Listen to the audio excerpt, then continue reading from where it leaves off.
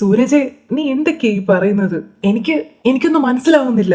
ഏട്ടാ, ഓർഗൻ ഇവിടെ 15 മിനിറ്റിനുള്ളിൽ എത്തിയില്ലെങ്കിൽ കുക്കുവിനെ ഞങ്ങൾക്ക് വെന്റിലേറ്ററിലേക്ക് മാറ്റേണ്ടി വരും. ഇപ്പോഴത്തെ കണ്ടീഷനിൽ കുക്കുവിന് സ്വയം ശ്വാസം പോലും എടുക്കാൻ പറ്റുന്നില്ല. ഈശ്വരാ, എന്റെ മോള്, എന്റെ കുഞ്ഞ്, എനിക്ക് വയ്യ എന്റെ ദൈവമേ. കുക്കു, എന്റെ മോള്. സ്മൃതി കരയാതെ, നിന്റെ കണ്ടീഷൻ മോശമാകും. എനിക്കിനി അതുകൂടി താങ്ങാൻ വയ്യ. നെരുപേട്ട, ഞാൻ കാര്യം അറിയിച്ചു എന്നേ ഉള്ളൂ. എല്ലാവരും മനസ്സൊരുക്കി പ്രാർത്ഥിക്കുക. അത് ദൈവം കേൾക്കാതിരിക്കില്ല.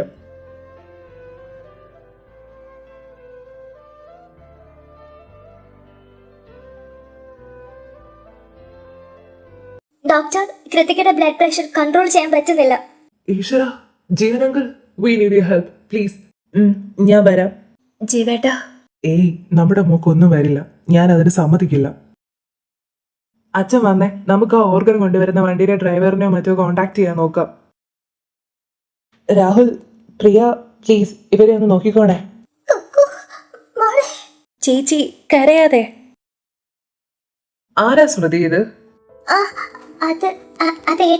ഇത് രാഹുൽ എന്ന പേര് പറയാൻ താൻ എന്തിനാ ഇങ്ങനെ പേടിക്കുന്നത്? നിങ്ങളാണോ സ്മൃതിയുടെ ഹസ്ബൻഡ്? അതെ, ഞാൻ രാഹുൽ. അറിയാം.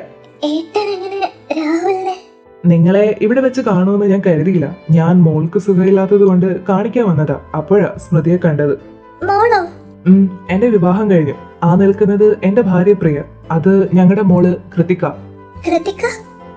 കൃതിക എന്ന പേരല്ലാതെ വേറൊന്നും അവൾക്ക് കൊടുക്കാൻ ഞങ്ങൾക്ക് തോന്നിയില്ല. അവളായിരുന്നല്ലോ ഞങ്ങളെ ചേർത്ത് വെച്ചത്, എനിക്ക് പുതിയൊരു ജീവിതം തന്നത്, എന്നെ മനുഷ്യനാക്കി മാറ്റിയത്. തനിക്ക് കഥയൊന്നും മനസ്സിലാകുന്നില്ല അല്ലേ? താനും രാഹുലും തമ്മിൽ ഇഷ്ടത്തിലായിരുന്നുവെന്നും ആ ഇഷ്ടത്തിൽ താൻ ചതിക്കപ്പെട്ടുവെന്നും തന്നെ അവൻ ബ്ലാക്ക്മെയിൽ ചെയ്യാൻ നോക്കി എന്നൊക്കെ കുക്കു എന്നോട് പറഞ്ഞിരുന്നു. കുക്കു തന്നെ. അന്ന് തന്നോട് ഞാൻ ഹോട്ടൽ റൂമിൽ വരാൻ പറഞ്ഞില്ലേ, അന്ന് തനിക്ക് പകരം അവിടെ വന്നത് കുക്കു ആയിരുന്നു. ആള് നല്ല രീതിയിൽ എന്നെ ഒന്ന് പെരുമാറിയിട്ടാ അന്ന് പോയത്. അതോടെ ഇയാള് നന്നായി അല്ലേടോ? അതോടെ നന്നായില്ല സാറേ. ഞാൻ ചെയ്ത തെറ്റ് എന്റെ അനിയത്തോട് ചിലർ ചെയ്തെന്ന് അറിഞ്ഞപ്പോൾ, അവൾ ആത്മഹത്യക്ക് ശ്രമിച്ചെന്ന് പറഞ്ഞപ്പോ, അന്ന് കൃതിക കാരണമാണ് അവളിന്ന് ജീവിച്ചിരിക്കുന്നതെന്ന് ഞാൻ അറിഞ്ഞപ്പോ, അന്ന് മുതലാ രാഹുൽ മാറി തുടങ്ങിയത്. ഏട്ടാ, പോകണ്ടേ? സ്മൃതി, ഇതാ പ്രിയ. ഇവളെയും എന്റെ കുഞ്ഞിനെയും എനിക്ക് തിരികെ തന്നത് കൃതികയാ. അതുപോലെ നരജ ഡോക്ടറും.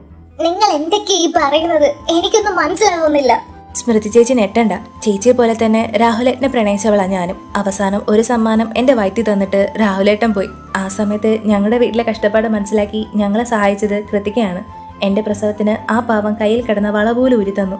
നരജൻ ഡോക്ടർ ഞങ്ങളെ ഒരുപാട് സഹായിച്ചു. പൈസ മേടിക്കാതെ എന്നെ ചികിത്സിച്ചു. ഓ, ഈ കഥ എനിക്കറിയില്ലായിരുന്നു. നിരൂപനപ്പോ എന്റെ പാസ്റ്റ് മുഴുവൻ അറിയായിരുന്നോ? അറിയായിരുന്നു. Past is past. അതുകൊണ്ട് തന്നോട് ഞാനത് ചോദിച്ചില്ല. ചേച്ചിയുടെ ജീവിതം സേഫ് ആക്കണമെന്ന് പറഞ്ഞ് സ്വന്തം ജീവിതം പോലും നോക്കാതെ എന്നോടെല്ലാം കരഞ്ഞു പറഞ്ഞ ആ അനിയത്തിയില്ലേ, തന്റെ കുക്കു, അവള് കാരണം നമ്മൾ ഒന്നിച്ചത്. അവൾക്ക് അത്രയ്ക്ക് ഇഷ്ടം അവളുടെ ഈ ചേച്ചിയെ. അതുകൊണ്ടാ നരജൻ അവളെ പലപ്പോഴും പലതും പറഞ്ഞ് വേദനിപ്പിച്ചപ്പോ പോലും അവൾ ഒരു അക്ഷരം മിണ്ടാതെ നിന്ന് എല്ലാം കേട്ടത്. കൃതികയുടെ നരജന്റെ ഇടയിലെ ഏറ്റവും വലിയ പ്രശ്നം അത് താനായിരുന്നു.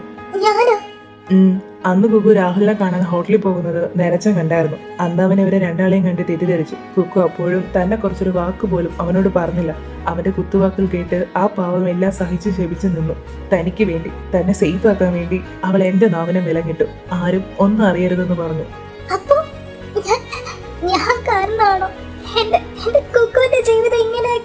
സ്മൃതി, പ്ലീസ് കരയരുത്. ഇപ്പോ എല്ലാം നരജൻ ഡോക്ടറിന് അറിയാം. എല്ലാം ഞാൻ അദ്ദേഹത്തിനോട് പറഞ്ഞിരുന്നു കുറച്ചു മാസം മുമ്പ്.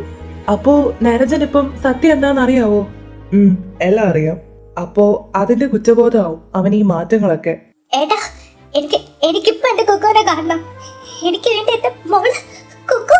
സ്മൃതി, അവിടെ നിക്ക്.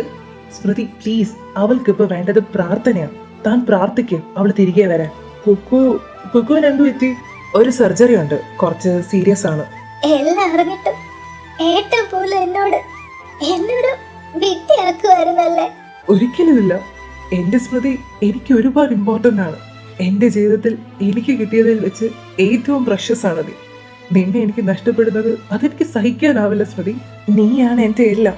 ഈ ജന്മത്തിൽ നിരൂപനെ പൂർണ്ണമാക്കിയത് നീയാണ്. അങ്ങനെയുള്ള നിന്നെ വേദനിപ്പിക്കാൻ എനിക്കാവില്ല സ്മൃതി. ഒരു വാക്കുകൊണ്ടോ ഒരു നോക്കുകൊണ്ടോ നിന്നെ മുറിവേൽപ്പിക്കാൻ എനിക്ക് തോന്നിയില്ല. ഞാനത് നമ്മുടെ ലൈഫിൽ നിന്ന് പണ്ടേ വിട്ട് കളഞ്ഞതാ. ബിക്കോസ് ഐ ലവ് യു സ്മൃതി. എനിക്ക് എനിക്ക് നീയാണെല്ലാം. ഏയ് കരയില്ലടോ, പ്രാർത്ഥിക്ക്. അകത്ത് കിടക്കുന്ന നമ്മുടെ കുക്കുവിന് വേണ്ടി. അവള് നിനക്ക് തന്ന ജീവിതത്തിന് പകരമായി അവളുടെ ജീവൻ നമുക്ക് വാങ്ങിക്കൊടുക്കണം.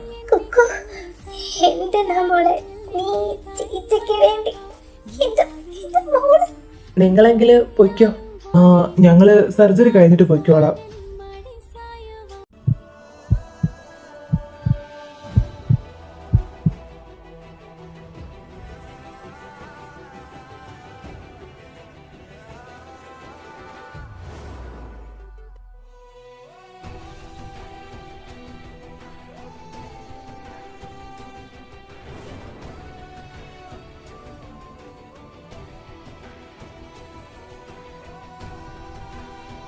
ഹലോ ഹലോ ഹലോ, കേൾക്കുന്നുണ്ടോ?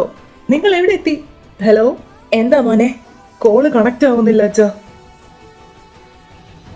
അച്ഛാ, ദേ അവരെത്തി. ഈശ്വര, രക്ഷപ്പെട്ടു.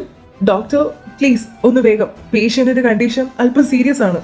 Don't worry, I will manage it. Guys hurry up.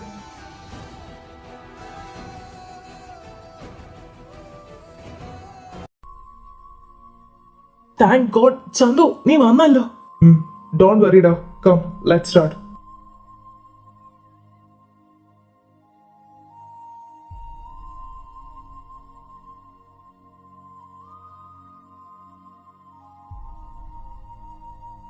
Uncle, everything is under control. ഇനി അങ്കിൾ പൊയ്ക്കോ. ഓക്കെ. എന്തായി ജീവേട്ടാ? വന്നിരിക്കുന്നത് ഒരു ബ്രില്യൻ ഡോക്ടറാണ്. ഇപ്പോ എല്ലാം കൺട്രോളിലാണ്. പ്രാർത്ഥിക്കുക എല്ലാരും.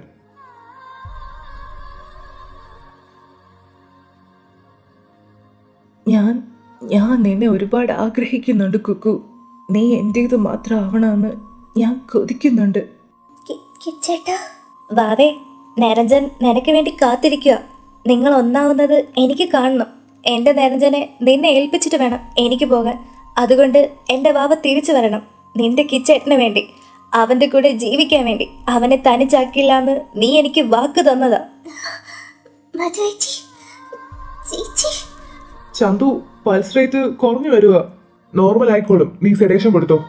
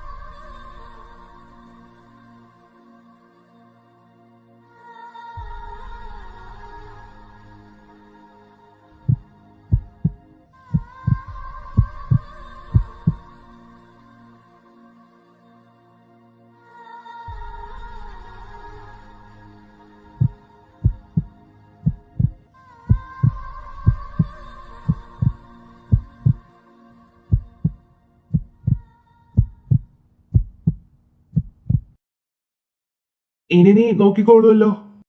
നോക്കിക്കോളാം. എങ്കില് ഞാൻ ഇറങ്ങുവാ. ശരിയടാ, താങ്ക്സ്. ഡോക്ടർ, കുക്കുവിന് ഓപ്പറേഷൻ കഴിഞ്ഞു. 2 hours കഴിഞ്ഞ് ഇനി വല്ലതും പറയാനാവും. 70% സക്സസ് തന്നെയാണ്. ഇനി അത് പ്രവർത്തിച്ചു തുടങ്ങിയാലേ ബാക്കി പറയാനാവും. എന്നാൽ ഞാൻ പോട്ടെ, എനിക്ക് വേറൊരു ഓപ്പറേഷൻ ഉണ്ട്. Thanks doctor. ആ ഡോക്ടറിന്റെ പേര് ചോദിക്കാൻ പറ്റിയില്ല. സാരമില്ലടാ, നമുക്ക് സൂരജിനോട് ചോദിക്കാം. അച്ഛാ, നിരഞ്ജൻ വിളിക്കുന്നു. ഈശ്വര, ഇനി എന്തെങ്കിലും അറിഞ്ഞിട്ടുള്ള വിളിയാണോ? മോനെ എടുക്കണ്ട. കുക്കുവിനെ എങ്ങാനും ചോദിച്ചാൽ നമ്മൾ എന്ത് പറയും? അവൾക്ക് ബോധം വന്നിട്ട് നമുക്ക് തിരിച്ചു വിളിക്കുകയോ വല്ലോ ചെയ്യാം. അതെ മോനെ, അത് മതി. അതേടാ, നീ ഫോൺ എടുക്കണ്ട, സ്വിച്ച് ഓഫ് ചെയ്തേക്ക്. ചേച്ചി, ഇത് കഴിക്ക്. എനിക്ക് വേണ്ട പ്രിയ, വിശപ്പില്ല. ചേച്ചി, ഈ സമയത്ത് ഇങ്ങനെ വിശന്നിരിക്കാൻ പാടില്ല. എനിക്ക് വേണ്ടാഞ്ഞിട്ടാ പ്രിയ. പ്രിയ, വേണ്ട, അവളെ നിർബന്ധിക്കണ്ട. ഡോക്ടർ, പക്ഷേ കുക്കു അവിടെ നിന്ന് എണീറ്റ് വന്നിട്ട് കഴിക്കാൻ വേണ്ടി ഇരിക്കുമല്ലേ ഇവള്. കുക്കു എണീറ്റ് വരുമ്പോ ആദ്യം ചോദിക്കുക അവളുടെ വാവയ്ക്ക് സുഖമാണോന്ന്, അല്ലാണ്ട് വേറെ ഒന്നും ചോദിക്കാൻ പോകുന്നില്ല. ഇവളുടെ ഈ കോലം കാണുമ്പോഴേ കുക്കുവിന് ടെൻഷൻ കൂടും. വർക്കിംഗ് ആയി തുടങ്ങിയ കിഡ്നി ചിലപ്പം ഇതറിയാൻ ടെൻഷൻ അടിച്ച് വേണ്ട, ഞാൻ ഫുഡ് കഴിച്ചോളാം. മർമ്മത്ത് തന്നെ കുത്തിയപ്പോ അവൾക്ക് മര്യാദയായി. സൂരജ്, ആ ഏട്ടാ. കുക്കുവിന് പേടിക്കണ്ട, കിഡ്നി പ്രവർത്തിച്ചു തുടങ്ങി. കുക്കുവിന് ബോധം വീണിട്ടില്ല. വീണ് കഴിഞ്ഞ് പുറത്തു നിന്ന് കാണാം. ഈശ്വരൻ കാത്തു എന്റെ കുഞ്ഞിന്. പിന്നെ കുക്കുവിന്റെ അടുത്തേക്ക് പോകാൻ പാടില്ല. അൺവാണ്ടഡ് പാർട്ടിക്കിൾസ്, ഡസ്റ്റ് ഒന്നും അവളെ എഫക്ട് ചെയ്യാൻ പാടില്ല. അതുകൊണ്ടാ. പിന്നെ 3 months കംപ്ലീറ്റ് റെസ്റ്റ് വേണം. ടെൻഷൻ അടിപ്പിക്കാനൊന്നും നിൽക്കരുത്, കേട്ടല്ലോ? അതൊക്കെ ഞങ്ങൾ നോക്കിക്കോളാം. താങ്ക്സ് ഡാ. താങ്ക്സ് എന്നോടല്ല, തക്ക സമയത്ത് ഇവിടെ എത്തിയ ചന്തുവിനും കുക്കുവിന് ഓർഗൻ തന്ന ആ കുട്ടിക്കും ദൈവത്തിനോട് നന്ദി പറ. ചന്തു? ആ, നമ്മുടെ ചന്തു തന്നെയാ. ഇപ്പോ ഡോക്ടറാണ്. എന്നിട്ട് അവനൊന്നും പറഞ്ഞില്ലല്ലോ? ആ, അവന് കുറച്ച് തിരക്കുണ്ട്, അതാവും. എന്നാ ഏട്ടാ ഞാൻ ചെല്ലട്ടെ, നല്ല ക്ഷീണം. ആ ശരിയടാ.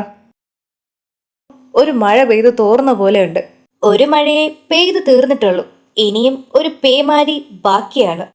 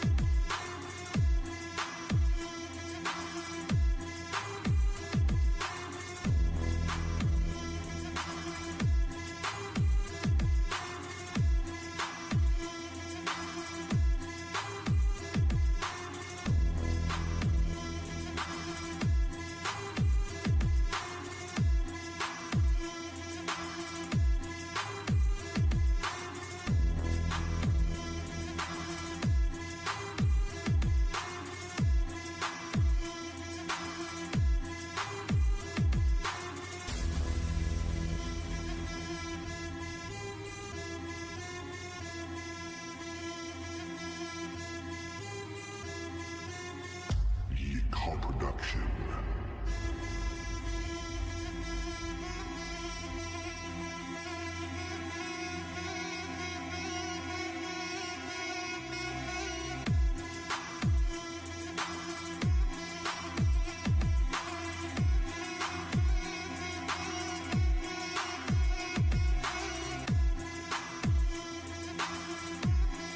ഡാ, എല്ലാം റെഡിയല്ലേ? ആ, എല്ലാം റെഡിയാണ് സാർ. പിന്നെ വിശ്വനാഥ മേനോൻ എത്തിയോ? ഇല്ല, അയാൾ പോന്നിട്ടുണ്ട് എന്നെ പറഞ്ഞോളൂ, പിന്നെ വിളിച്ചില്ല. ബോസ് ഇവിടെ എത്തുമ്പോൾ ഒന്നിനും ഒരു കുറവുണ്ടാകരുത്. വേണ്ട സാധനങ്ങളെല്ലാം കരുതിയിട്ടുണ്ടല്ലോ? ആ സാർ, എല്ലാം റെഡിയാണ്. നീ പുതിയ പയ്യനായതുകൊണ്ടാ ഇങ്ങനെ എടുത്തെടുത്ത് ഓരോന്നും ചോദിക്കുന്നത്. പഴയ പയ്യന്മാരെല്ലാം ലോഡ് എടുക്കാൻ പോയിരിക്കുക. പോർച്ചുഗലിൽ നിന്ന് 100 കിലോ SPM ആണ് വരുന്നത്. അതിന്റെ കൂടെ കൊളംബിയയിൽ നിന്ന് കുറച്ച് പിസ്റ്റണും എത്തും. എല്ലാം റെഡിയാണ് സാർ, ബോസ് ഇങ്ങ് വന്നാ മതി. പിന്നൊരു കാര്യം, അവരെ രണ്ടാളെയും വെറുതെ ദേഷ്യം പിടിപ്പിക്കരുത്. പിടിപ്പിച്ചാല് തല ചിലപ്പോ ചെത്തി കണ്ടിച്ച് നിലത്തിടും. ചിലപ്പോ DK സാറ് വരാൻ ചാൻസ് ഇല്ല, മാർട്ടിൻ സാറായിരിക്കും വരിക. സാർ, ഞാൻ ഇതുവരെ ഇവരെ കണ്ടിട്ടില്ല, അതുകൊണ്ട് ചോദിക്കുക. ഇവരൊക്കെ എങ്ങനെയാ? ഐ മീൻ ഈ സ്വഭാവമൊക്കെ. ഇതൊന്നും അറിയാതെയാണോ നീ ഇവിടെ കൊണ്ടുവന്ന് തല വെച്ചത്? പറയാം. അവരുടെ കഥയിൽ നിന്ന് തന്നെ തുടങ്ങാം. ഇന്നത്തെ മുംബൈ ബോംബെ ആയിരുന്ന കാലത്ത് ഇവിടെ എങ്ങനെയോ വന്ന് പെട്ടതാണ് മാർട്ടിൻ എന്ന വിളിപ്പേരിൽ അറിയപ്പെടുന്ന മഹേന്ദ്രകുമാർ റായ് സാർ. ശരിക്കുള്ള സ്ഥലം പഞ്ചാബിൽ എവിടെയാണെന്ന് പറയുന്നു. അച്ഛൻ ഒരു സ്കൂൾ മാഷ്, അമ്മ ഒരു സാധാരണ വീട്ടമ്മ. അമ്മ മലയാളിയാണ്, അച്ഛൻ പഞ്ചാബി. മാർട്ടിന്റെ ചെറുപ്പത്തിൽ തന്നെ അവരുടെ അമ്മ മരിച്ചു വരുന്നു. തുടർച്ചയായ പ്രസവം തന്നെ കാരണം. എന്റെ ഓർമ്മ ശരിയാണെങ്കിൽ അയാൾക്ക് 3 അനിയന്മാരും 2 അനിയത്തിമാരും ഉണ്ടായിരുന്നു, കൂട്ടത്തിലൊരു ചേട്ടനും. ഇയാളുടെ അപ്പൻ ഇത് തന്നെയായിരുന്നു പണി. വെറുതെ അല്ല ആ അമ്മച്ചി ഹലഹവാസം വെടിഞ്ഞത്. നീ ഭാരിച്ച കാര്യമൊന്നും നോക്കണ്ട, പറയുന്നത് കേട്ടാ മതി. Sorry sir. വളരെ ചെറുപ്പത്തിൽ തന്നെ അമ്മ നഷ്ടമായ ആ കുട്ടികളെ വളർത്താൻ മാർട്ടിന്റെ അച്ഛൻ ഒരുപാട് കഷ്ടപ്പെട്ടിരുന്നു. വീട്ടിലെ കഷ്ടപ്പാട് മനസ്സിലാക്കി മാർട്ടിന്റെ ചേട്ടൻ 10ൽ വെച്ച് പഠിത്തം നിർത്തി ഓരോരോ ജോലിക്ക് പോകാൻ തുടങ്ങി. അങ്ങനെയായിരുന്നു ആ കുടുംബം മുന്നോട്ട് പോയിക്കൊണ്ടിരുന്നത്. ഒരു ദിവസം സ്കൂളിൽ വെച്ച് കൂട്ടുകാരുമായി ഉണ്ടായ ഒരു കശപിശയില് മാർട്ടിന്റെ തലയ്ക്ക് ഒരു പരിക്ക് പറ്റി. കൂട്ടുകാരുമായി തല്ലുകൂടിയതിന് അവന്റെ അച്ഛന്റെ ചേട്ടനും അവനെ ഒരുപാട് വഴക്കു പറഞ്ഞു. പരിക്കൊക്കെ ഭേദമായി സ്കൂളിലെത്തിയ മാർട്ടിൻ അവന്റെ കൂട്ടുകാരനെ തലക്കടിച്ച് കൊലപ്പെടുത്തി. ഇത് കണ്ടുവന്ന മാർട്ടിന്റെ അച്ഛൻ അവന്റെ കുതിരയെ തല്ലി. അയാൾ അവനെ രക്ഷിക്കാൻ വേണ്ടി അവനെ ഒളിവിൽ പാർപ്പിച്ചു. എങ്കിലും അവൻ അവന്റെ അച്ഛന്റെ ശകാരം എന്നും കേൾക്കേണ്ടി വന്നു. ഒരു ദിവസം അച്ഛൻ നടന്നു പോകുന്ന വഴിയെ പോയി തലയിൽ കല്ലിട്ട് അവൻ അയാളെ കൊന്നു. വൈകാതെ തന്നെ മാർട്ടിനെ പോലീസ് പിടിച്ചു. അവനെ ജുവനൈൽ ഹോമിലാക്കി. 6 വർഷത്തെ ശിക്ഷ കഴിഞ്ഞ് അവൻ നാട്ടിലേക്ക് വന്നപ്പോ ചേട്ടൻ അവനെ വീട്ടിൽ കയറ്റിയില്ല. അവർക്ക് അവനെ പേടിയാണെന്നും അവരെ ശല്യം ചെയ്യാൻ വരരുതും എന്നും പറഞ്ഞു. മാർട്ടിൻ മരിച്ചുപോയ അമ്മയുടെ ഫോട്ടോയിൽ തൂക്കിയിട്ടിരുന്ന താലിമാല എടുത്തുകൊണ്ട് നാട് വിട്ട് ബോംബെയിലേക്ക് വന്നു. ഇവിടെ വന്ന് ആദ്യമൊക്കെ അല്ലറ ചില്ലറ ജോലികളൊക്കെ ചെയ്തു. കൂടുതലും ടീ ഷോപ്പുകളിലായിരുന്നു. പണ്ടെന്നൊക്കെ പറയുന്നത് പണിക്ക് നിൽക്കുന്ന പിള്ളേരെ ഒരാവശ്യമില്ലാതെ തല്ലുകയും കുറ്റം പറയുകയും ചെയ്യുന്ന മുതലാളിമാരുടെ കാലമായിരുന്നു. മാർട്ടിന് പണിക്ക് നിന്നിരുന്ന കടയുടെ മുതലാളിയും അവനെ ആവശ്യമില്ലാതെ ഉപദ്രവിക്കായിരുന്നു. അയാളുടെ ഉപദ്രവം സഹിക്കാൻ പറ്റാതെ വന്നൊരു സമയത്ത് അവൻ അയാളുടെ പള്ളക്ക് കത്തി കുത്തി കയറ്റിയിട്ട് അവിടെ നിന്ന് കടന്നു കളഞ്ഞു. സത്യം പറഞ്ഞാല് ചോരയുടെ മണം അവനൊരു ലഹരിയായി തുടങ്ങിയിരുന്നു. അവൻ പതിയെ പതിയെ മോഷണത്തിലേക്കും പിടിച്ചുപറിയിലേക്കും തിരിഞ്ഞു. പണം തരാത്തവരെ കത്തി കാണിച്ച് പേടിപ്പിച്ചും അവരെ മുറിവേൽപ്പിച്ചും അവൻ സ്വർണവും പണവും തട്ടിപ്പറിക്കാൻ തുടങ്ങി. അവിടെ നിന്ന് തുടങ്ങുമായിരുന്നു മുംബൈയിലെ പുതിയ അസുരന്റെ ഉദയം. എന്നിട്ട് പിടിച്ചുപറിയും കത്തിക്കുത്തുമായി നടന്ന ആ 19 വയസ്സുകാരൻ പയ്യന് അധികം വൈകാതെ ഒരു കൂട്ട് കിട്ടി. അവനാണ് DK. DK? അവന്റെ ബാക്ക്ഗ്രൗണ്ട് ഇപ്പോഴും അറിഞ്ഞൂടാ. അവൻ എവിടെ നിന്ന് വന്നെന്നോ ആരാന്നോ ശരിക്കുള്ള പേരെന്താന്നോ ഒന്നും അറിയില്ല. ഞാനും നമ്മുടെ ഫെലിക്സ് അല്ലാണ്ട് മറ്റാരും അവനെ കണ്ടിട്ട് പോലുമില്ല. അവൻ കൊടുങ്കാറ്റ് പോലെയാണ്. ഒട്ടും പ്രതീക്ഷിക്കാതെ അവൻ വരും, എല്ലാം നശിപ്പിച്ചെറിഞ്ഞിട്ട് പോകും. സുനാമി പോലും അവന്റെ മുന്നിൽ ഒന്നുമല്ല. മാർട്ടിൻ കത്തിയാണെങ്കിൽ രാഗി മിനിക്ക് മൂർച്ച കൂട്ടിയെടുത്ത വാളാണ് DK, ദ ഡെവിൾ കിങ്. അല്ല, ഇവരെങ്ങനെയാ ഒന്നിച്ചത്? അസുരനും രാക്ഷസനും ഒന്നിച്ചു ചേർന്നാൽ പിന്നെ നഗരം ഇങ്ങ് ഭൂമിയിലും പടുത്തുയർത്താൻ കഴിയും. ഒരു ദിവസം ബോംബെ മുസ്തഫ ഓഡിറ്റോറിയത്തിന് താഴെ കിടത്തണ്ണയിൽ കള്ളും കുടിച്ച് ബോധമില്ലാതെ കിടന്നുറങ്ങുന്ന മാർട്ടിന്റെ മുന്നിലേക്ക് ഒരു പൊതി വന്നു വീണു. ചീറിപ്പായുന്ന വെടിയുണ്ടകളുടെയും പോലീസ് കാറിന്റെയും ശബ്ദമായിരുന്നു ആ തെരുവ് മുഴുവൻ. മാർട്ടിന്റെ മുന്നിലേക്ക് വന്ന ആ പൊതിക്കൊപ്പം തന്നെ കുറച്ചു മാറി ചോര ഒലിച്ച് കിടപ്പുണ്ടായിരുന്നു അവൻ, DK എന്ന ഡെവിൾ കിങ്. മാർട്ടിൻ പോലീസ് കാണാതെ DK ഒളിപ്പിച്ച് മാറ്റി നിർത്തി. എല്ലാം ഒന്ന് കേട്ടടങ്ങിയപ്പോൾ കയ്യിലിരുന്ന പിച്ചാത്തി കൊണ്ട് DKയുടെ ശരീരത്തിൽ കയറിയ ബുള്ളറ്റ് അവൻ പുറത്തെടുത്തു. തന്റെ ജീവൻ രക്ഷിച്ച മാർട്ടിനോട് അവന് സഹതാപമോ സ്നേഹമോ തോന്നി.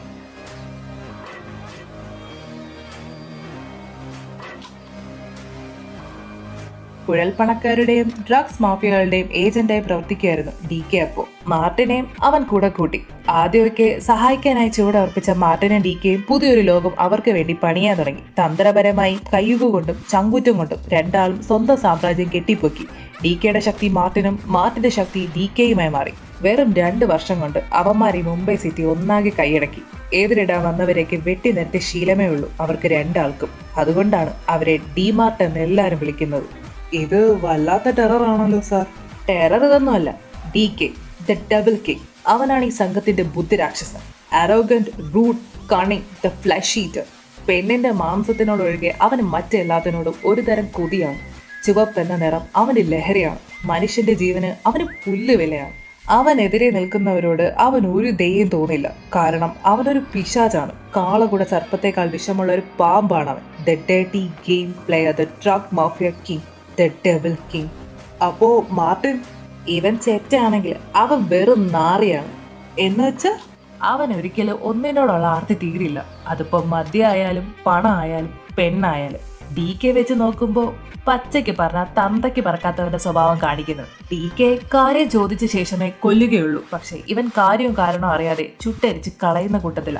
നമ്മുടെ നാട്ടിലെ പേനക്കത്തി മുതൽ കള്ളാസ് വരെ അവന്റെ കയ്യിലുണ്ട്. തോക്കെന്ന് വെച്ചാൽ അവനൊരു ഹരമാണ്. എല്ലാത്തരം റിവോൾവറും അവന്റെ ഗോഡൌണിലുണ്ട്.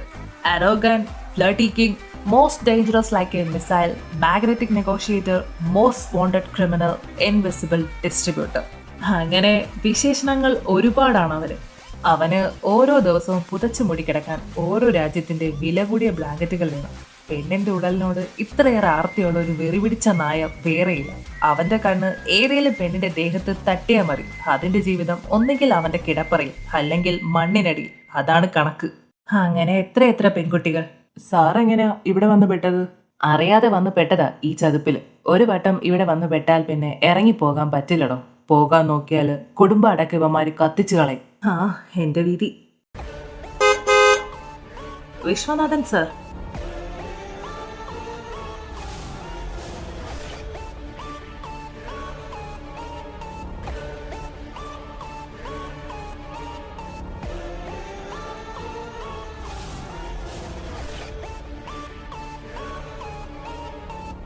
Hi Kevin.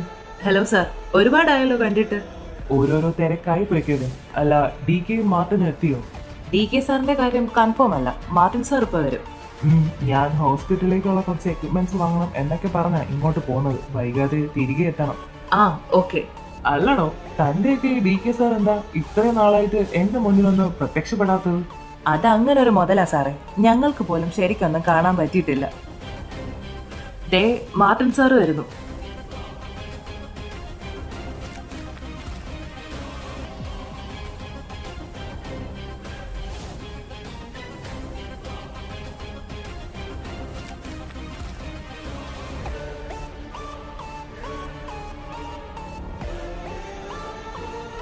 Hello mister Vishwanatha Menon.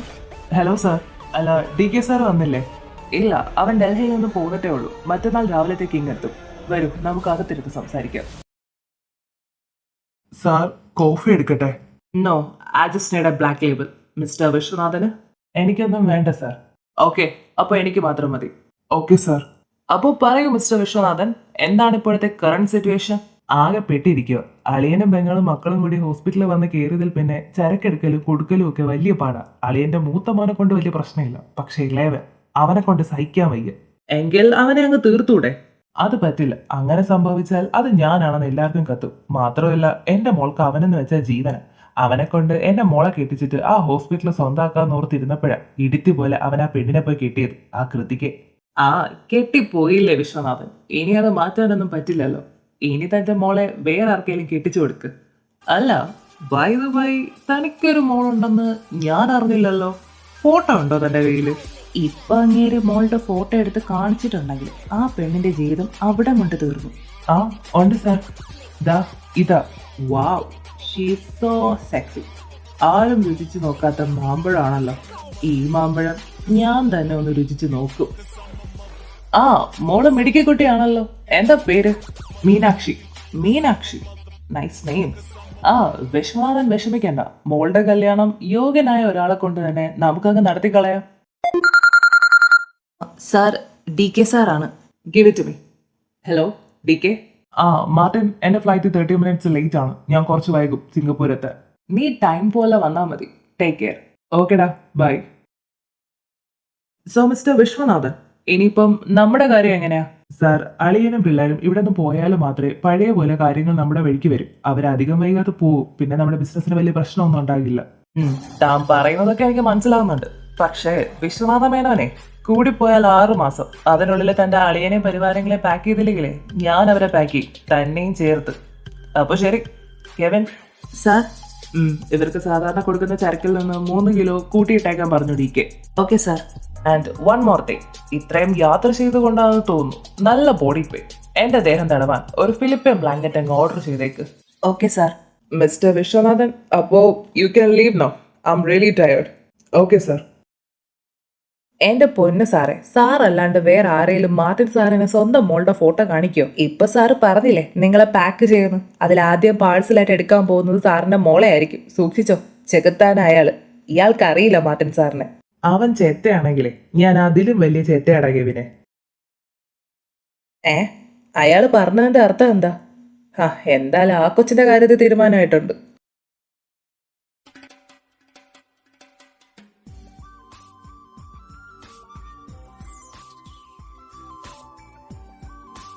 ഹോ, എയർപോർട്ടാണെന്ന് പറഞ്ഞിട്ട് എന്താ കാര്യം? കളക്ഷൻ തീരെ പോരാ. ആ ബ്ലാക്ക് ഷർട്ട് കൊള്ളാം, പക്ഷെ മൂക്ക് കൊണ്ടുപോയി. ബ്ലൂ കൊള്ളാം, പക്ഷെ ഏജ് ഓവറാണെന്ന് തോന്നുന്നു. നമ്മുടെ ടേസ്റ്റിന് പറ്റിയ ഒരെണ്ണം പോലും ഇല്ലല്ലോ ദൈവമേ. അത് കൊള്ളാമല്ലോ. Item height, weight, colour, look, body എല്ലാം പെർഫെക്റ്റ്. ആ മുഖം കൂടി ഒന്ന് കാണിച്ചൂടെ ചേട്ടാ?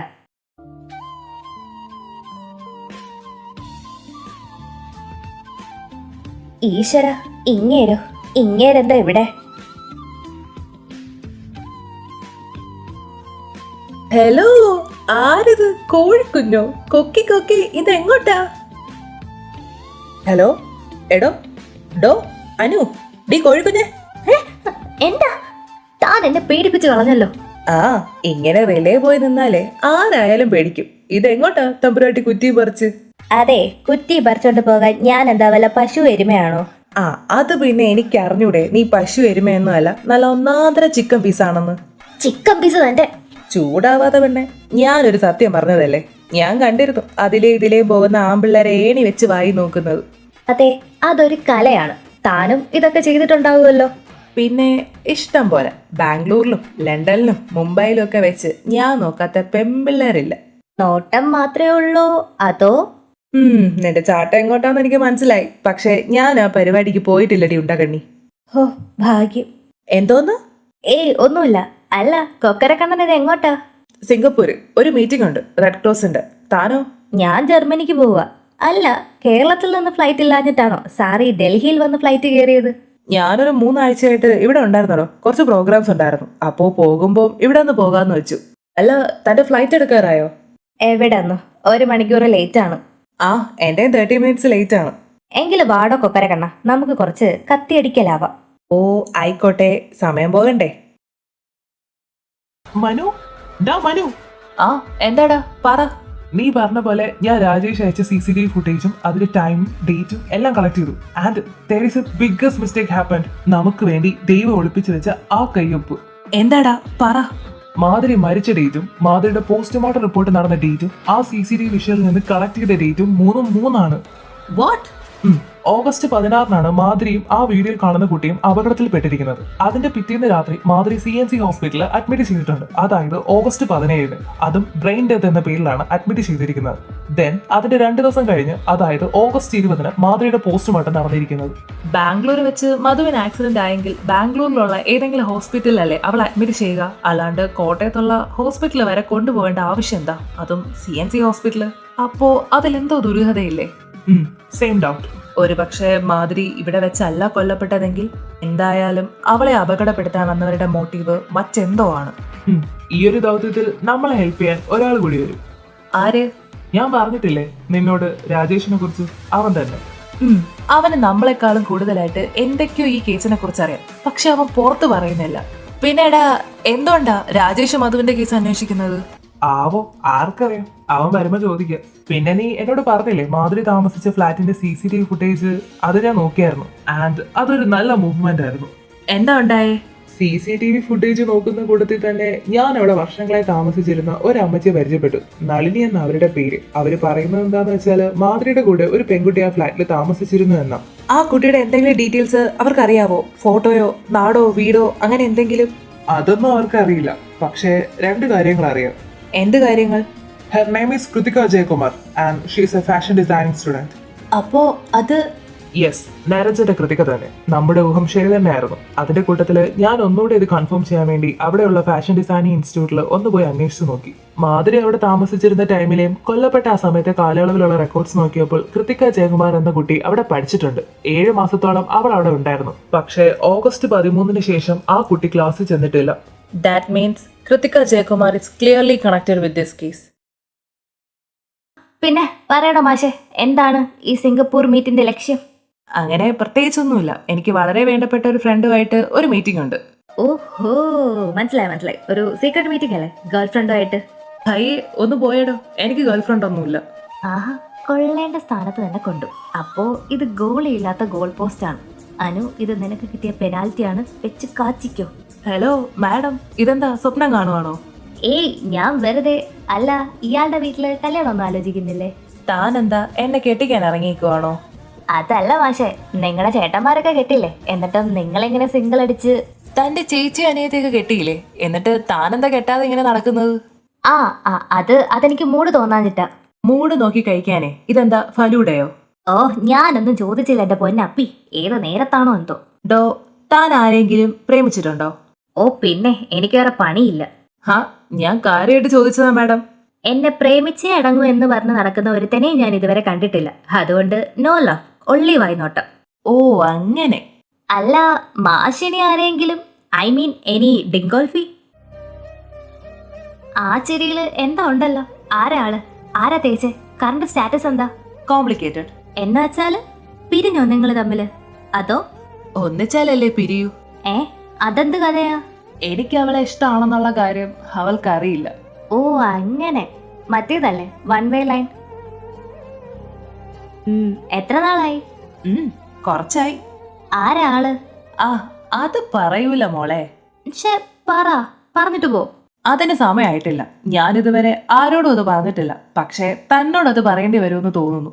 ഏ അതെന്താ അങ്ങനെ? Attention please, Delhi to Singapore passengers please report.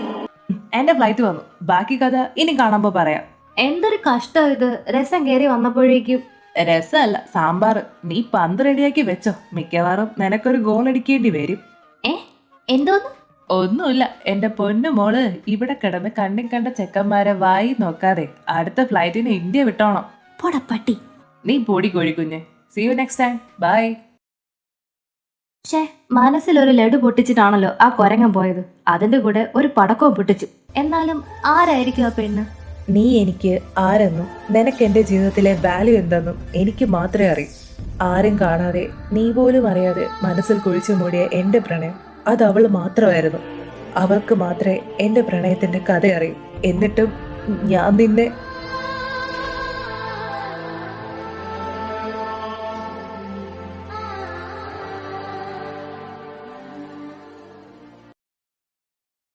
Kuku Kuku കണ്ണു തുറന്നേ. ഉണ്ണേട്ടാ, ആടാ, how you feel now? Pain തോന്നുന്നുണ്ട്. വേറെ പ്രശ്നമൊന്നും തോന്നുന്നില്ല. സാരയില്ല, സെഡേഷൻ തരാം കേട്ടോ. അച്ഛനും അമ്മയൊക്കെ? അവരെല്ലാരും പുറത്തുണ്ട്. കുറച്ച് ദിവസം കഴിഞ്ഞിട്ട് അവരെ അകത്ത് കയറ്റി കാണിച്ചു തരാട്ടോ. ഇപ്പൊ മോള് സമാധാനമായിട്ട് ഉറങ്ങിക്കോ. ചേച്ചി ഒന്നും കഴിച്ചു കാണില്ല. ചേച്ചിയോട് കഴിക്കാൻ പറയണേ. പറയാം. ഉണ്ണേട്ടാ, എന്താടാ? ഏട്ടൻ വിളിച്ചായിരുന്നു. ഇടയ്ക്കെപ്പോഴും വിളിച്ചായിരുന്നു നിരൂപേട്ടനെ. പക്ഷെ ആ തിരക്കിന്റെ ഇടയിൽ ഫോൺ എടുത്തില്ല. എനിക്ക് കിഡ്നി തന്ന ആ കുട്ടി, അതിന് കുഴപ്പമൊന്നുമില്ലല്ലോ അല്ലേ? ഏയ് ഒന്നുമില്ല, അവരൊക്കെയാണ്. അവിടുത്തെ ഡോക്ടർ വന്നപ്പോൾ പറഞ്ഞായിരുന്നു. ഞാൻ ഏയ് വേണ്ട, സ്ട്രെയിൻ ചെയ്യണ്ട. സ്റ്റിച്ചൊക്കെ ഉള്ളതാ. മോൾ ഉറങ്ങിക്കോ. ഇനി നേരച്ചനേട്ടൻ വിളിച്ച എനിക്ക് ഫോൺ തരാൻ പറയണേ. പറയാട്ടോ. സിസ്റ്റർ സെഡേഷൻ കൊടുത്തേക്ക്. Okay doctor. ഇതെന്റെ രണ്ടാം ജന്മം. ദൈവത്തിൻ്റെ അടുത്ത് നിന്ന് ഞാൻ ചോദിച്ചു വാങ്ങിയ പുനർജന്മം. ഇനി എനിക്ക് ജീവിക്കണം എൻ്റെ നേരച്ചനേട്ടൻ്റെ കൂടെ. അതിന് ദൈവം സമ്മതിച്ചാലും ഒരു പക്ഷേ വിധിയും അവമാനം സമ്മതിക്കുമോ വാവേ? അവൻ നിന്നെ തേടി വരും വാവേ.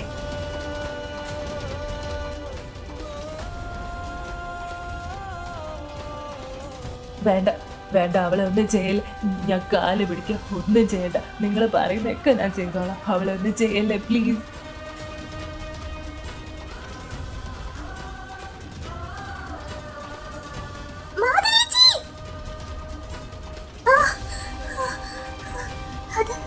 അതാരാ കരഞ്ഞത്? ആ ചേച്ചി, അത് മധുരേച്ചിയാണോ? ആ ആക്സിഡന്റ്, അതെന്താ അങ്ങനെ? അത് ഞാനാണോ? സൂരജെ, കുക്കുവിനിപ്പോ ബോധം വീണു. ആളിപ്പോ ഓക്കെയാണ്. ഈശ്വര, നീ ഞങ്ങളുടെ പ്രാർത്ഥന കേട്ടു. അതെ നിമ്മി, കുക്കു നിങ്ങളെയൊക്കെ തിരക്കിയായിരുന്നു. സ്മൃതിയോട് വിശന്നിരിക്കല്ലേ എന്ന് പറയാൻ പറഞ്ഞു. പിന്നെ എന്താടാ? നിരഞ്ജന അവള് അന്വേഷിച്ചായിരുന്നു. ഇനി വിളിക്കുമ്പോ ഫോണ് തരണമെന്ന് പറഞ്ഞു. അവൻ വിളിക്കുമ്പോ കൊടുക്കാം. ആർക്കെങ്കിലും വേണേല് ഇനി പുറത്തു നിന്ന് കാണാം കേട്ടോ. നേഴ്സിനോട് ഞാൻ പറഞ്ഞിട്ടുണ്ട്. ശരിയടാ. എങ്കില് ഞാൻ അങ്ങോട്ട് ചെല്ലട്ടെ. റൗണ്ട്സ് ഉണ്ട്. അച്ഛ, അമ്മ, ആർക്കേലും കാണണോ കുക്കുവിനെ? സ്മൃതിമോളെ ഒന്ന് കയറ്റി കാണിക്ക്. എന്നിട്ട് ഞങ്ങൾ അവളെയും കൊണ്ട് വീട്ടിൽ പൊയ്ക്കോളാം. അല്ലേ നിമ്മി? എങ്കില് ഞാനും ജയനച്ചനും ഇവിടെ നിന്നോളാം. നിങ്ങൾ വീട്ടിൽ പോയി റെസ്റ്റ് ചെയ്തിട്ട് വന്നാൽ മതി. ശരിയടാ മോനെ. സ്മൃതി വാ. എങ്കില് ഞങ്ങൾ ഇറങ്ങുവാ. ആയിക്കോട്ടെ. താങ്ക് യു ഞങ്ങളുടെ കൂടെ നിന്നതിന്. പോട്ടെ സ്മൃതി. ബൈ. Take care. ബൈ. പോകാം അച്ഛാ നമുക്ക്. വാ മോളെ. ഇത്രയും ദിവസം അനുഭവിച്ച വേദനയ്ക്ക് ഒരു ശമനം ഉണ്ടായല്ലോ ദൈവമേ. നേരാത്ത നേർച്ചയും വിളിക്കാത്ത ദൈവങ്ങളുമില്ല. നിരഞ്ജ, നീ ഇത് വല്ല അറിയുന്നുണ്ടോ? ഒരു മാസം ആയിരിക്കുന്നു എന്റെ സർജറി കഴിഞ്ഞിട്ട്. ഞാൻ ആരോഗ്യം വീണ്ടെടുത്ത് തുടങ്ങി. എനിക്ക് ഇൻഫെക്ഷൻ ആവുമെന്ന് പേടിച്ച് ഇതുവരെ ആരെയും കാണാൻ പറ്റിയില്ല. ഒറ്റയ്ക്ക് കിടക്കുമ്പോഴും ഓർമ്മയിൽ അയാൾ ഓടി വരും. എന്റെ പുന്നാര കേട്ട് തല്ല് കൂടിയതും ചീത്ത വിളിച്ചതും ഓർമ്മിപ്പിക്കാൻ. പിന്നെ ഞങ്ങൾക്ക് മാത്രം സ്വന്തമായ ചില സ്വകാര്യ നിമിഷങ്ങൾ ഓർമ്മിപ്പിക്കാനും. വിളിച്ചിട്ടിപ്പോ ഒരു മാസമായി. എവിടെയാണെന്നറിയില്ല, എന്ത് ചെയ്യാമെന്നറിയില്ല. ഒന്ന് കാണാൻ വല്ലാതെ തോന്നുന്നുണ്ട്. ഒന്നിങ്ങ് വന്നിരുന്നേലെന്ന് ഒരുപാട് ആഗ്രഹിക്കുന്നുണ്ട്. ഏട്ടൻ പോയതിൽ പിന്നെ ഞാൻ മഴ കണ്ടിട്ടില്ല. പെയ്തിട്ടില്ല എന്ന് പറയുന്നതാവും ശരി. ഞാനിപ്പോ ഈ മഴ മിസ് ചെയ്യുന്നതിനേക്കാൾ 100 മടങ്ങ് നിങ്ങളെ മിസ് ചെയ്യുന്നുണ്ട് മനുഷ്യ. തിരികെ നിങ്ങളെ വന്നിട്ട് വേണം എനിക്ക് കെട്ടിപ്പിടിച്ചിട്ട് വിളിച്ചു പോവാൻ. Mister idiot, I love you എന്ന്. ആ ഇത് എന്താലോചിച്ച ഈ ഇരുന്ന് ചിരിക്കുന്നത്? വേറെ ആരെ? എന്റെ കെട്ടിയാനെ. പോയിട്ടിപ്പോ കുറെ നാളായില്ലേ, ഒരു വിളി പോലും വന്നില്ലല്ലോ. അവൻ കൊള്ളാവുന്ന വല്ല പെമ്പിള്ളാരെയും കിട്ടി സുഖമായിട്ട് ജീവിക്കുന്നുണ്ടാവും. ചേട്ടനാണ് ഡോക്ടറാണ് എന്നൊന്നും ഞാൻ നോക്കൂല, ഒരു കുത്തു വെച്ചേരും. കുത്താനും മറിക്കാനും ഒന്നും നിക്കണ്ട. ഇന്ന് ഞാൻ തന്നെ ഡിസ്ചാർജ് ചെയ്യുക. ശരിക്കും? ആ ഇനി നീ എന്റെ മരം മൊത്തം കാണണ്ട. വീട്ടിൽ പോയി നിന്റെ കെട്ടിയവന്റെ ഫോട്ടോ നോക്കി കിടന്നാ മതി. പിന്നെ നന്നായിട്ട് റെസ്റ്റ് ചെയ്യണം. കംപ്ലീറ്റ് ബെഡ് റെസ്റ്റ് വേണം, കേട്ടല്ലോ? അടങ്ങി ഒതുങ്ങി കിടന്നോണം. കേട്ടു, എല്ലാം ചെയ്തോളാം. അങ്ങനെ ആയാൽ നിനക്ക് കൊള്ളാം. ഓ സിസ്റ്റർ, ഡിസ്ചാർജിന്റെ ഫയൽ എഴുതിയേക്ക്. Okay doctor. ഡി ഉണ്ടക്കണ്ണി, എന്താ? ഞാൻ പറഞ്ഞത് ഇനി നോക്കണ്ട. എന്ത്? 2 മാസം കൂടി നന്നായിട്ട് റെസ്റ്റ് എടുത്താല് പ്രഗ്നന്റ് ആവാട്ടോ. തടസ്സമൊന്നുമില്ല വേറെ. ആ അതിന് പ്രൊഡ്യൂസർ മാത്രം വിചാരിച്ചിട്ട് കാര്യമില്ലല്ലോ, ഡയറക്ടർ കൂടി വരണ്ടേ? ശ്ശേ, ഇവളെ കൊണ്ട് നാണയില്ലാത്തൊരു പെണ്ണ്. നിശ്ചയനെ സമ്മതിക്കണം. ഫസ്റ്റ് അങ്ങേരെ എന്നെക്കാളും കഷ്ട. കുക്കു, ഏട്ടാ. എത്ര നാളായി മോളെ നിന്നെ ഇങ്ങനെ ഒന്ന് അടുത്ത് കണ്ടിട്ട്. അച്ഛാ. മോളെ, അച്ഛയുടെ പൊന്നെ. അച്ഛാ, ചേച്ചിയൊക്കെ എവിടെ? എല്ലാരും വീട്ടിലുണ്ട്, നിന്നെ കാത്തിരിക്കുക എല്ലാരും. വാ പോകാം. ആ വേഗം പോകാം, വാ. പിന്നെ വീൽ ചെയർ വേണോ കുക്കു? എന്റെ ഇടവും ബലവും നിൽക്കാൻ എന്റെ അച്ഛനും ഏട്ടനും ഉണ്ടല്ലോ, പിന്നെന്തിനാ എനിക്ക് വീൽ ചെയർ? എങ്കില് വാ പോകാം.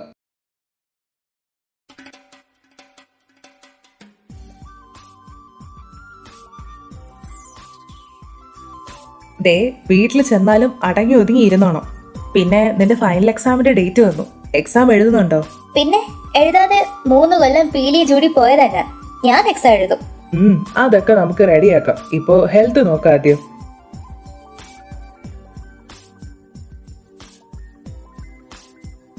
അമ്മേ, കുക്കു, മോളെ, അമ്മയുടെ ചക്കര മോളെ. ആ അമ്മേ, അല്ല അച്ഛൻ എവിടെ? ഞാനിവിടെ ഉണ്ട് മോളെ. ചേച്ചി, എന്റെ ചേച്ചി എവിടെ? കുക്കു മോളെ. ചേച്ചി ഇങ്ങനെ ഒന്ന് ഇറങ്ങി വരല്ലേ, എന്റെ കുഞ്ഞാവകത്തുള്ളതാ. നീ വാ. അച്ഛാ, കുക്കുവിനെ ഇവിടെ ഇരുത്തണ്ട, നേരെ റൂമിലേക്ക് കൊണ്ടുപോകാം. വാ. ആ മോനെ. അച്ഛാ, ആ കാറിൽ നിന്ന് കുക്കുവിന്റെ ഡ്രസ്സൊക്കെ ഒന്നിങ്ങ് എടുക്കോ? ആ അതൊക്കെ ഞാൻ എടുത്ത് വെച്ചോളാം, നിങ്ങൾ ചെല്ല്.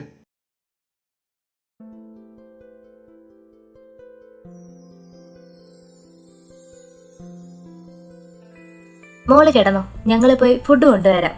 സ്മൃതി മോള് വരുന്നോ? ഞാനിവിടെ ഇരുന്നോളാം അമ്മേ. ചേച്ചിയുടെ മുഖം എന്താ വല്ലാതിരിക്കുന്നത്? ഏയ് ഒന്നുമില്ല മോളെ, എനിക്കിപ്പം വൊമിറ്റിംഗ് ഉണ്ട്, അതുകൊണ്ടാ. കരിക്ക് കുടിച്ചാ മതി, മാറിക്കോളും. നിനക്ക് ക്ഷീണമുണ്ടോ? ഉണ്ട്, ഒന്ന് ഉറങ്ങണം. കഴിച്ചിട്ട് കിടക്കാന്ന് വെച്ചിരിക്കുക. ആ സ്മൃതി, താൻ ഇവിടെ ഇരിക്കുവാണോ? വന്ന് ജ്യൂസ് കുടിക്ക്, അമ്മ വിളിക്കുന്നു. ചെല്ല് ചെല്ല്.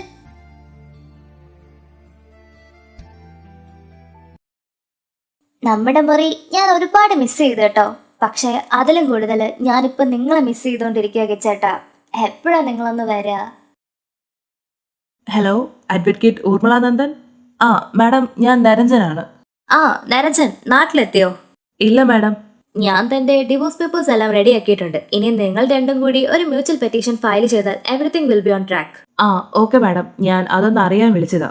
ശരി മാഡം, നാട്ടിലെത്തുമ്പോൾ വിളിക്കാം. ഓക്കെ നരഞ്ജൻ. താൻ ചോദിച്ച സാധനം അധികം വൈകാതെ ഞാൻ തനിക്ക് തരും. പക്ഷെ തന്നെ മറക്കാൻ മാത്രം പറയില്ലേ, അതിനി എനിക്ക് ഈ ജന്മം പറ്റില്ല കുക്കു. അത്രയേറെ ഞാനിപ്പോൾ നിന്നെ സ്നേഹിക്കുന്നുണ്ട്. ഈ ജന്മം പറ്റിപ്പോയ ആ തെറ്റ് തിരുത്തി എനിക്ക് അടുത്ത ജന്മമെങ്കിലും നിന്റേത് മാത്രമായി ജീവിക്കണം. ഞാൻ അത്രയേറെ നിന്നെ ഇപ്പൊ ആഗ്രഹിക്കുന്നുണ്ട് കുക്കു. കുക്കു. ആ ചേച്ചി, ചേച്ചി ഉറങ്ങിയില്ലേ? ഇല്ല, ഏട്ടൻ ഹോസ്പിറ്റൽ റെക്കോർഡ്സ് നോക്കുക. നരഞ്ജൻ വിളിച്ചോ നിന്നെ? ഇല്ല, നീ വിളിച്ചോ? കാനഡയിലെ നമ്പർ എന്റെ കയ്യിലില്ലല്ലോ. വാട്സപ്പിലാണെങ്കിൽ അങ്ങനെ നോക്കുന്നത് പോലും ഇല്ല. നിങ്ങൾ തമ്മിൽ എന്തെങ്കിലും പ്രശ്നമുണ്ടോ കുക്കു? എന്ത് പ്രശ്നം? ഞാനിതുവരെ നിങ്ങൾക്കിടയിലെ അകൽച്ചയുടെ ശരിക്കുള്ള കാരണം ചോദിച്ചിട്ടില്ല.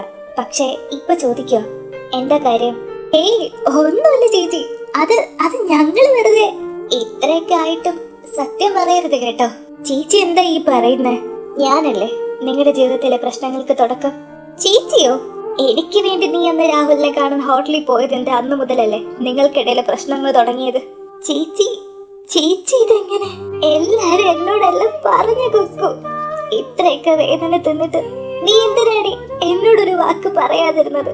നരജൻ എന്നെ വിഷമിപ്പിച്ചപ്പോഴെങ്കിലും തുറന്നു പറഞ്ഞുകൂടായിരുന്നോ? എനിക്ക് വേണ്ടി സ്വയം ഇങ്ങനെ ഒരുക്കി തീരണമായിരുന്നോ? ചേച്ചി, ഞാൻ ചങ്ക് പറിച്ചു തരാൻ പറഞ്ഞ അതും ചെയ്യൂടി നീ എനിക്ക് വേണ്ടി.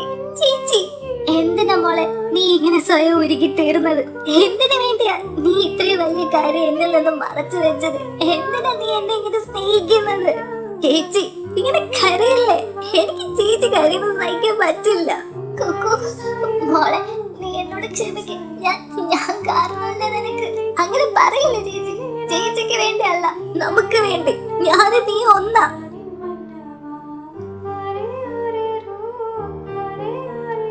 മോളെ, എന്റെ പൊന്നു മോളെ.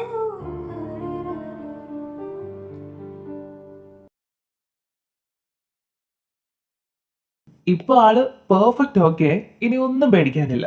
ഓ ഭാഗ്യം. അല്ല, നിന്റെ ഫൈനൽ എക്സാം കഴിഞ്ഞോ? കഴിഞ്ഞു, ഞാൻ ഫ്രീ ആയി. ആഹാ, അതെന്തായാലും നന്നായി. ഇനി അടിച്ചു പൊളിച്ച് നടക്കാം. ഞങ്ങളുടെ കാന്താരി പഴയ പോലെയായി. ഈശ്വര, സമാധാനമായി. എങ്കില് ശരിയടാ ഉണ്ണിക്കുട്ട, ഞങ്ങൾ ഇറങ്ങുക. ശരി അങ്കിൾ. ഡി കാന്താരി, ഇനി ഈ വഴിക്ക് വന്നേക്കരുത്. നമ്മളില്ലേ ഇനി ഈ വഴിക്ക്? കുക്കുമോളെ, നമുക്ക് വണ്ടിയിൽ ഡീസൽ അടിച്ചിട്ട് പോകാം. ആ ശരി അച്ഛാ.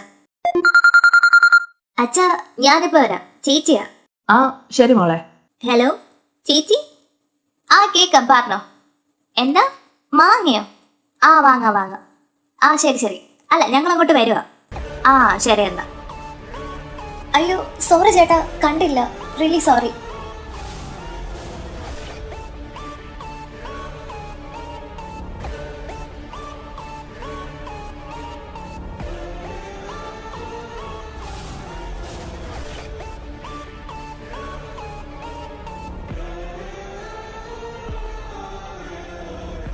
ഓ, ഇറ്റ്സ് ഓക്കെ ബ്യൂട്ടിഫുൾ. മോളെ വാ. She is so beautiful. ഇതിനെ ഞാൻ കാണാൻ കുറച്ച് വൈകിപ്പോയല്ലോ. ഏതാണാവോ ആ പോയ മുയലേം കുഞ്ഞ്? ആരായാലും അതിനെ ഒന്ന് തപ്പിയെടുക്കണമല്ലോ. പോയിട്ട് ഇപ്പൊ 3-4 മാസായി. ഒരു വിളിയില്ല, മെസ്സേജ് ഇല്ല, ഒന്നുമില്ല. ഞാൻ ചത്തോന്നെങ്കിലും ഇയാൾക്കൊന്ന് അന്വേഷിച്ചൂടെ? അതെങ്ങനെയാ? ഉമ്മയ്ക്കുമ്മ മാത്രമല്ലേ സ്നേഹമുള്ളൂ. എന്നിട്ട് കുറെ ഡയലോഗ്. ഒരു ഉമ്മ പോലും കിട്ടാതെ ഞാനിപ്പോ വരണ്ട മരുഭൂമി പോലെ ആയിട്ടുണ്ട്. ഇനി വല്ല ഇടിച്ചൂത്തി മഴയും വേണം ഞാനൊന്ന് തണുക്കണമെങ്കിൽ. എന്റെ പൊന്ന് പാവേ, ഇത്രക്കൊക്കെ വേണോ? അതും ഒന്ന് കാണാൻ വേണ്ടി. അടുത്തുണ്ടായിരുന്നപ്പോ എന്തായിരുന്നു രണ്ടിന്റെയും ജാട. ഇപ്പൊ കാണാതെ മിണ്ടാതെ ആയപ്പോ അങ്ങ് സഹിക്കാൻ പറ്റുന്നില്ലല്ലേ? കിച്ചേട്ടാ, നിങ്ങൾ എപ്പോഴാ വരാ? ഞാൻ ഒരുപാട് മിസ് ചെയ്യുന്നുണ്ട്.